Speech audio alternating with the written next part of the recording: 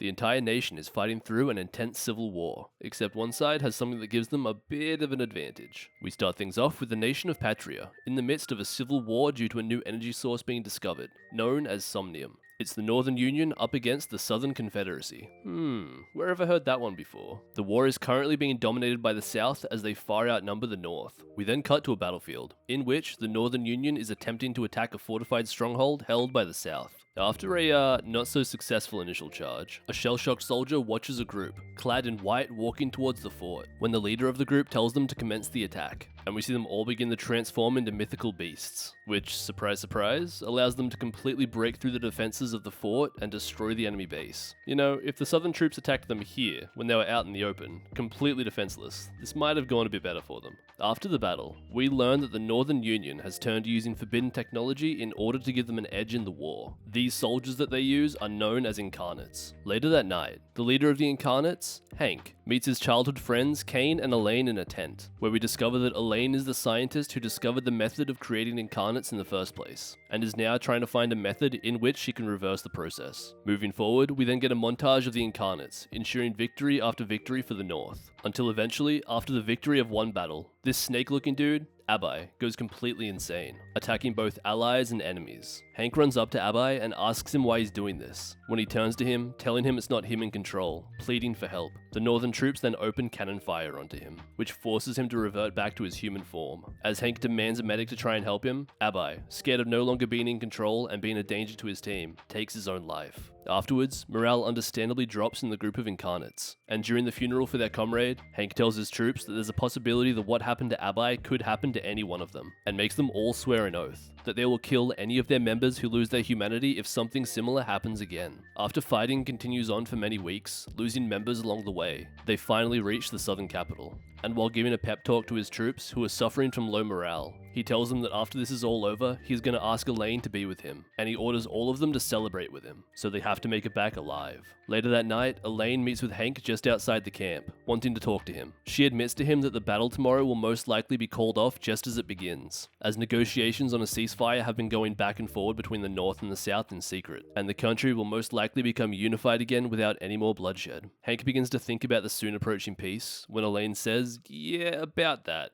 turning around with tears in her eyes, pointing that thing at Hank, shooting him in the side with a special god-killer bullet. She tells him that she couldn't figure out a way to return incarnates back to humans, and that they will all eventually become beasts, becoming a greater threat than the Civil War ever was, admitting that this is the only way to save them. Yeah, I think just not shooting them might be a better way to save them, but that's just me. Just then, her co-conspirator Kane shows up, and she hands him a gun with more god-killer ammo. He is going to help her eliminate the rest of the squad, before they then commit suicide. But then Kane, unwilling to give up his powers, hits Elaine with the reverse Uno, shooting and killing her. Hank then awakens 2 months later from a coma, where he is told by an intelligence agent named Liza that the war is over, and the surviving incarnates have spread out across the entire continent, and are now wreaking havoc in their beast forms. She then informs him that Elaine's body was never found, and Hank swears to complete the oath he made with his troops, to kill any of them who have lost their humanity. We then cut to an orphanage sometime during the war, being run by a man named William John Bancroft, with his daughter, Charles. We find out that both the village and the orphanage are quite poor, due to the civil war going on. One day, after making their way back to the orphanage after a failed hunting mission, Union officers are waiting at the front door for them, where they later have a conversation with Will and subsequently draft him into the war. When he tells Charles, she is furious, but he explains to her that there is apparently something special about him, and if he goes, the village and the orphanage will receive funding from the government, which will help everyone.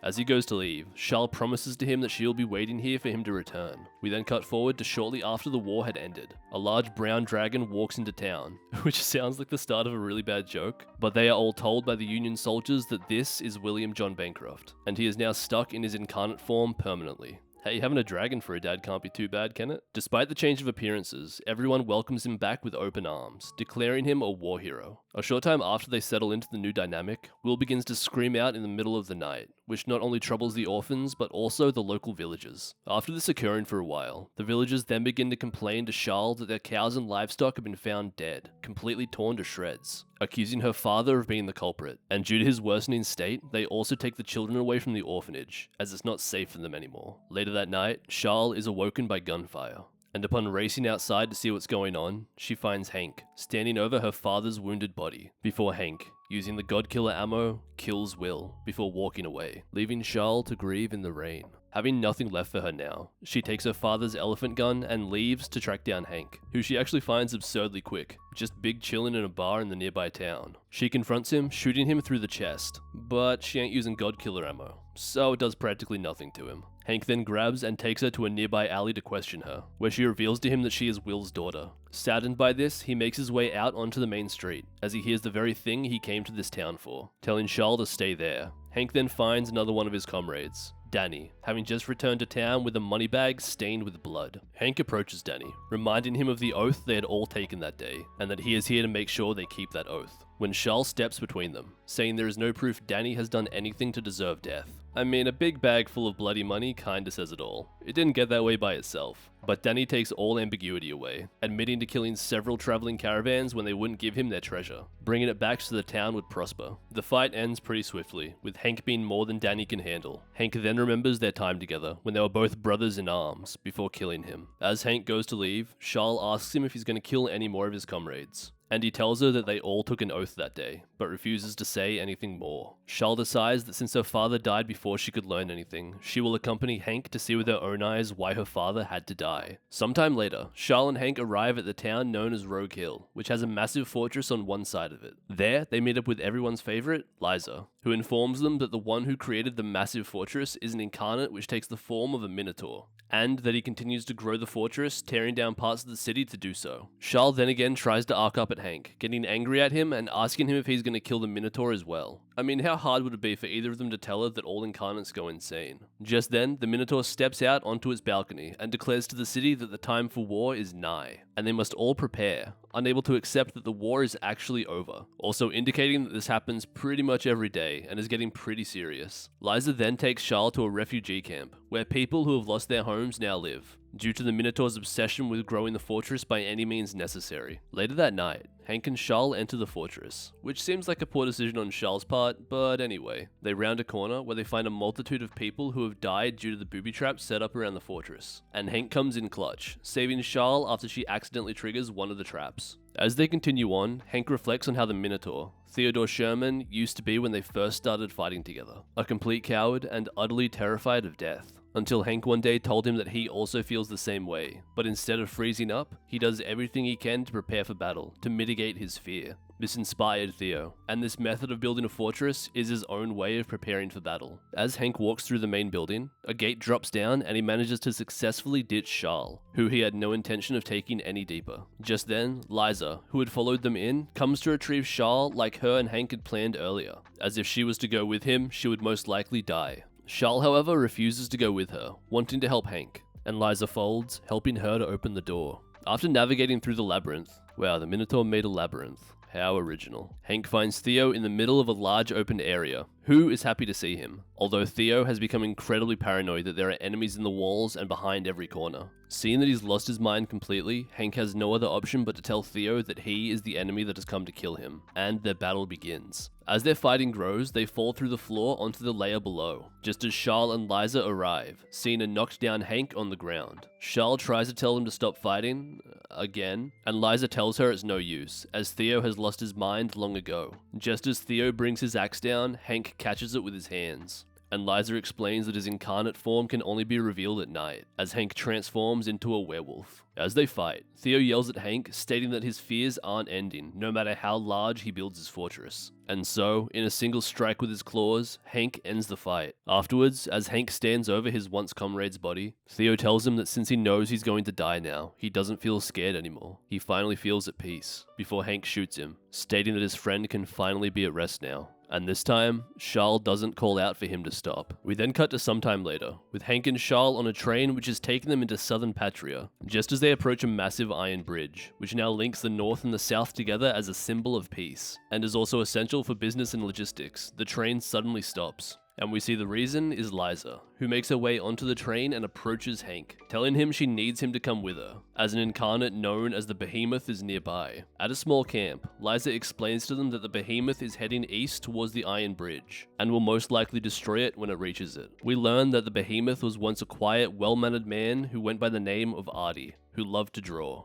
His name was Artie, and he loved to draw. Yeah, no, that's just great. That's an inspired name right there. Later in the afternoon, the military act on a plan made by Hank to stop the behemoth. As they distract it with cannonball fire, relentlessly pummeling it, Hank sneaks around behind one of the joints in his legs which don't have reinforced armor plating, using his thunder spear-like weapon to take Artie down. Back at camp, Liza explains to Charles that the behemoth hasn't hurt anyone, as he has been actively avoiding populated areas, indicating that he seems to still have some humanity left. The next day, Charles walks up to him, trying to understand what it is he's searching for, but doesn't really get any answers. Shortly after, the railway president comes along, demanding to know why they haven't killed the behemoth yet, completely dismissing their plan of using dynamite to fill the valley to dissuade its path, instead saying they should use the dynamite to kill the beast. He leaves in anger when Hank says he's not changing the plan. That night, men from the railway somehow manage to knock out the trained and armed military guards, and try to blow up Artie, which doesn't exactly go to plan for them, as he gets sent into a rage and they get squished. A now unrestrained and angry Artie approaches the bridge. In his transformed state, Hank manages to slow him down somewhat, and pushes him into the side of the cliff that was laced with dynamite from their earlier plan, then activating a second batch of dynamite, which funnels all of the explosive power right into his chest, tearing it open completely. Even after suffering all of these injuries, Artie still pushes on,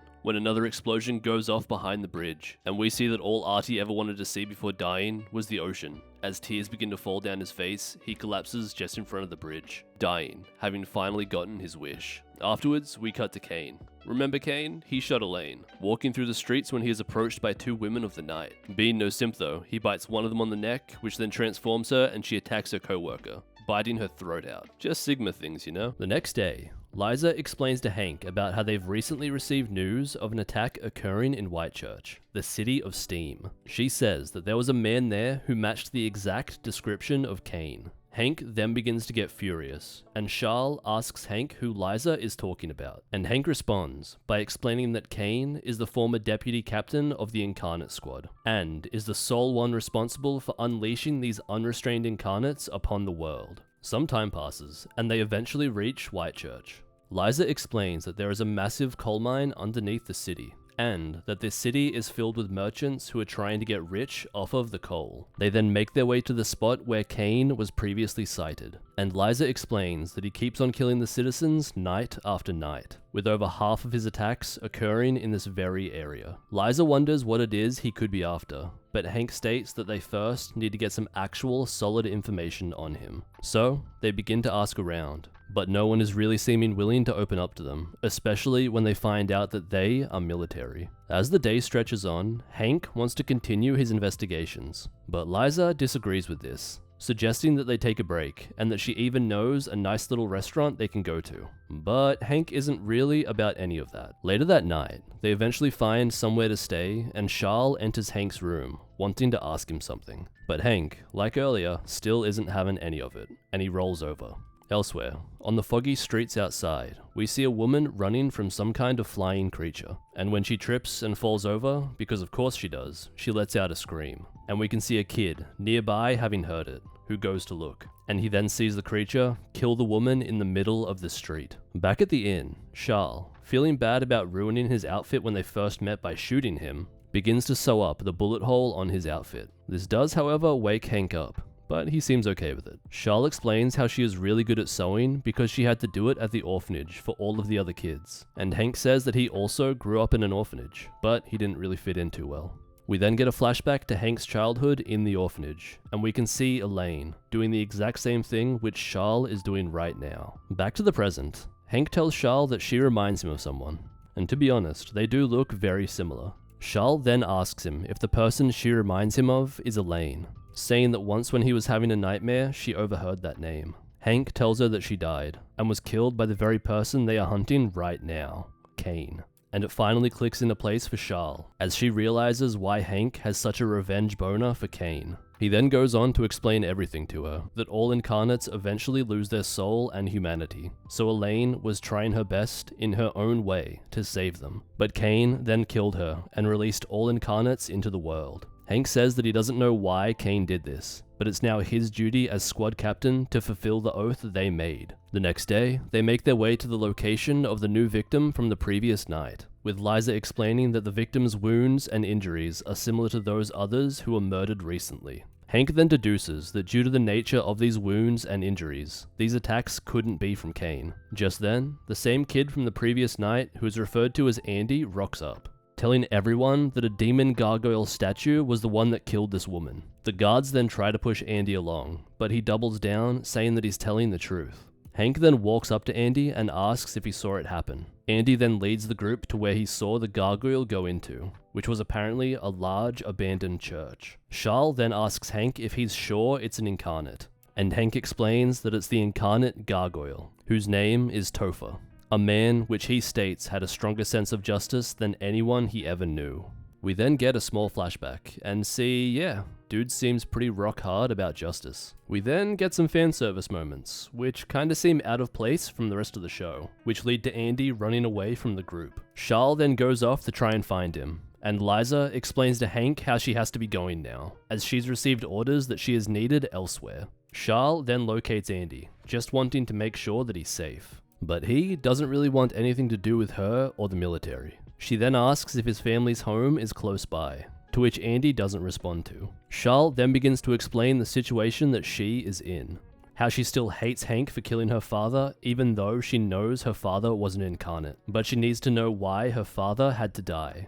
She explains that as she continues to find out more about the incarnates, she is realizing more and more that they're not gods or beasts, and instead, deep down, they're just humans. Andy then walks away and steals an apple from a stall. Being the pure-hearted person that she is, Charles runs over to try and get him to put it back, when she accidentally pulls up his sleeve and reveals massive scar tissue underneath. Andy then explains that his mother was killed by the gargoyle, and he was also hurt in the attack. He says that the gargoyle is no human, and is just a beast. Just then, we hear a voice explaining that it saw the crime that he just committed, and we see a rocky creature land somewhere above them, which is the gargoyle. It tells Andy to repent, and that the time of judgment is upon them, and that the punishment for the massive crime he committed of stealing an apple will only be paid for with his life. Charles then aims her gat at the gargoyle, which asks her if she is indeed protecting this criminal. Charles then asks it why it is killing people, and it responds by saying that it is punishing them as well as saving them, by freeing their souls which are soiled by sin.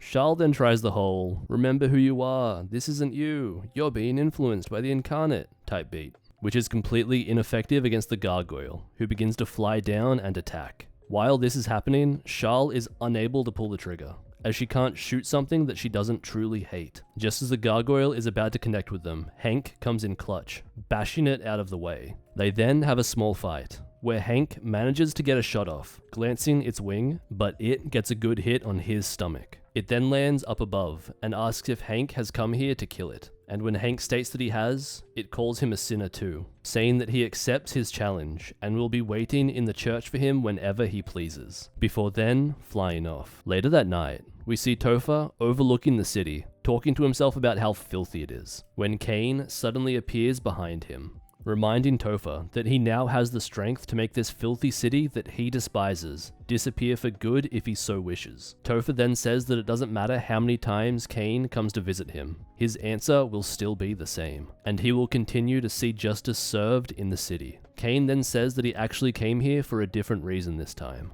placing a godkiller bullet on the table near him, explaining its special properties before leaving. Back at the inn, Hank tells Andy and Charles that he is going to fight Thre now, and if he isn't back before dawn, they must leave the city. He then walks up to outside of the church and makes his way inside. Inside, the moonlight begins to shine bright and illuminate the interior, allowing Hank to see the various corpses Thre has strewn inside the church. Thre explains that he wants to show Hank the justice that has been served under his careful watch. Hank then attacks the gargoyle, but turns out that's bait. As the fake gargoyle shatters to pieces, Thre flies down from behind and lands a solid hit on Hank. Back at the inn, we see Charles lying in bed when she gets up and notices her rifle is missing, and she then realizes that Andy has taken it. Back at the church, after taking the hit and being slammed into a wall, Hank is forced to transform into his incarnate state, and their fight continues. While fighting, Hank accuses Thre of having no justice, and we then get a flashback of Thre claiming otherwise. He states that due to the ceasefire, there was no justice served in the way the war ended, claiming that the villains from the south are still breathing. As we cut back to the fight, Hank manages to get the upper hand, but he didn't quite anticipate the blicky with the Godkiller round, which Topher had on himself. Somehow. Yeah, it doesn't quite look like there's any room for pockets on this man, if you know what I'm saying. The effects of the bullet then begin to take place, forcing Hank back into his human form, and Topher grabs Hank by the head, pulling him up, telling him that his time for judgment has finally come. He then begins to give a speech on how incarnates are the next step in human evolution, and they are the ones that deserve to live and lead. Hank then replies by saying that without their humanity, they are nothing more than beasts. Andy then shows up in the church behind Topher, pointing the rifle at him, claiming revenge for his mother while shooting. And he straight up misses. Your mother would not be proud, little bro. Topher then kicks him aside and Charles arrives, rushing over to him. Topher begins to march over to them, stating how he is the new justice of the world, and we see Hank pull the Godkiller round out of his side, allowing him to regain his incarnate powers, transforming mid-charge and shoving his fist right through Topher's chest, breaking through a wall and bringing them outside. Topher's last words are telling his captain that he has no justice, which Hank responds to by saying that he knows. Hank then pulls the trigger. Charles then runs out the back of the church and sees what Hank has done, beginning to tear up while asking why it has to be this way. Hank responds by saying their incarnate forms are just too much for one person. Hank then begins to collapse from the bullet wound in his side, and Charles rushes over towards him. As she does though, tendrils of silk begin to lock her down and make her unable to move. And behind, from the shadows, walks in Kane, accompanied by an unknown young girl. Rage begins to build inside Hank, but there's nothing he can do due to pushing himself too far in the previous fight. And we see a woman spider incarnate by the name of Elizabeth knock Charles out and take her. Kane then states that he's here right now to offer Hank an invitation to something, stating that the location to it is on the inside of this envelope, and that so long as he just shows up, he promises to give Charles back to him. Hank then passes out, due to fatigue from the fight. While unconscious, Hank relives the experience of Elaine being shot by Kane, before waking up in a bed. Confused as to where he is, he looks over and sees Charles' gun leaning on the wall, and it all starts coming back to him. Andy opens the door and makes his way into the room, asking Hank if he's alright, which Hank replies, saying he is. Andy then begins to ask about who the people were that captured Charles, wondering if they were working with the monster from the church. Hank then tries to reassure him, telling him not to worry and that he will save Charles. We then cut to a royal-looking estate where Charles is being held. We see that she is tied to a chair with a young girl analyzing her. We can see that Charles is struggling against her bonds hard enough to make her wrists bleed, but the young girl thinks that that looks like a tasty snack and gives it a go. But she decides it's not quite a flavor she likes. Charles then asks the young girl if she is always with Kane, and the young girl responds by saying that she has a name, telling Charles that her name is Migliglia, which is super fucking hard to pronounce, so I am calling her Mig. Charles then tries to ask her questions, but Mig is super ADHD and gets distracted by her blue eyes, calling them pretty and ignoring everything else Charles says. The door to the room then opens up, and we see that gross spider from earlier creepily walk through. She goes up to Charles and tells her that she doesn't need to be scared, stating that she's not going to eat her. She then cuts Charles' bonds free, while asking her if she really was traveling with Hank, wanting to know why. Charles then explains how her father was an incarnate, and gives her full name, and the spider bitch pieces it together, understanding that she knew her father. She then asks Charles why she is traveling with the man that killed her father,